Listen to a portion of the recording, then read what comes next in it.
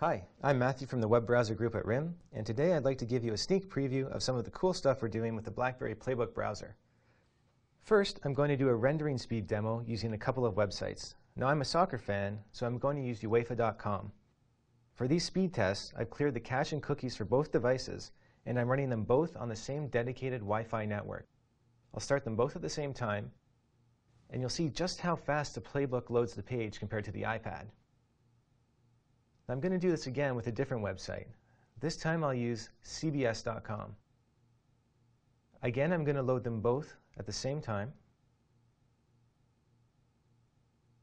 and we'll see what happens.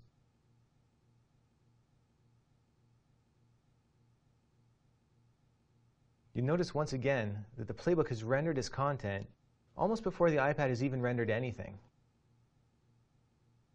Not only do we load these pages really fast, but we also get richer content because of our support for Flash. I'm going to show you another example of this. This time I'm going to go to adidas.com. You notice that the PlayBook is downloading rich Flash content. The iPad, on the other hand, actually has an error. If you look closely, you'll see that it says Flash is not supported. And instead, they get a rather mundane, boring-looking HTML site. The PlayBook is animated, is clearly getting much richer content. In addition to Flash, the PlayBook is built to support open web standards, so developers have the freedom to choose how best to develop great web experiences as the web continues to evolve. I'm going to demonstrate how both of these browsers support these standards. I'll use the ACID3 test. We are making the PlayBook browser to be as web compatible as possible to allow developers to use Flash or web standards like HTML5 to deliver true web fidelity. You can see that the PlayBook scores 100 out of 100 on ACID3 and has no rendering artifacts. Let's see what happens on the iPad. It also scores 100 out of 100, but if you look closely, you'll see in the top corner that there's a small rendering artifact. And this means that they don't have pixel-perfect rendering in this test, where PlayBook does pass that test, and that translates into better rendering and higher fidelity when you're rendering real-world websites.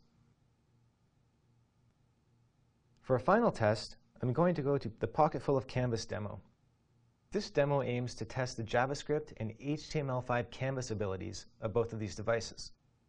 And this is important because these technologies are being used more and more to create really rich content, such as online games. I'm going to run the same test for both devices. If you look at the animation on the PlayBook, it's very smooth, fluid, it doesn't have any jumpiness. If you look at the iPad, you'll see that it's quite choppy, and you can almost see each individual frame being rendered. So you can clearly see just how fast JavaScript and the HTML5 canvas element are able to run on the PlayBook. And we're continuing to improve this as we work towards finalizing the product. I hope you've enjoyed this demo.